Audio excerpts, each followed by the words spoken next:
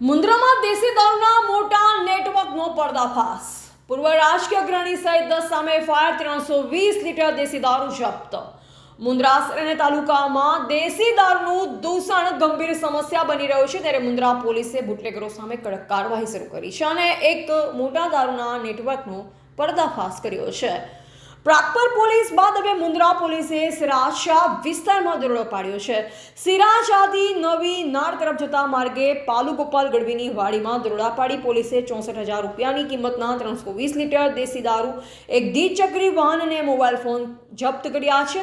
આ કાર્યવાહીમાં 2 આરોપીની અટકાયત કરવામાં આવી છે. ઝડપાયેલા આરોપીઓ વિક્રમ બ્રહ્મદેવ તિવારી અને રાજદીપસિંહ દશરથસિંહ જાડેજાએ પોલીસ પૂછપરછમાં મુખ્ય બુટલેગર ગજુભા ગજેન્દ્રસિંહ ભીમાજી જાડેજા અને કિશનસિંહ દશરથસિંહ જાડેજાના સંચાલન હેઠળ ચાલતા સુવ્યવસ્થિત દારૂના નેટવર્ક વિશે મહત્વની માહિતી આપી છે. પોલીસે તેમની કબૂલાતના આધારે કુલ 10 લોકો સામે પ્રોહિબિશનની કલમ હેઠળ ગુનો દાખલ કર્યો છે.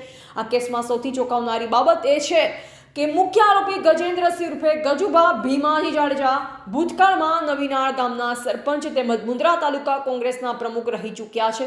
ગુનાહિત પ્રવૃત્તિઓના કારણે 2015 અને 2020માં તેમની સામે પાસા હેઠળ કાર્યવાહી કરવામાં આવી હતી.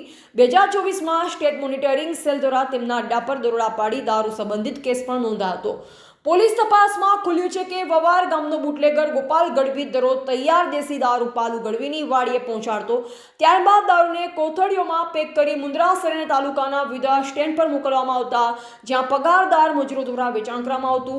મુન્દ્રા પોલીસે ગજેન્દ્રસિંહ ઉર્ફે ગજુભા જાડેજા, કિશન જાડેજા, ગોપાલ ગઢવી, પાલુ ગઢવી અને નેટવર્કમાં સંડોવાયેલ અન્ય લોકો સામે કાર્યવાહી કરી છે.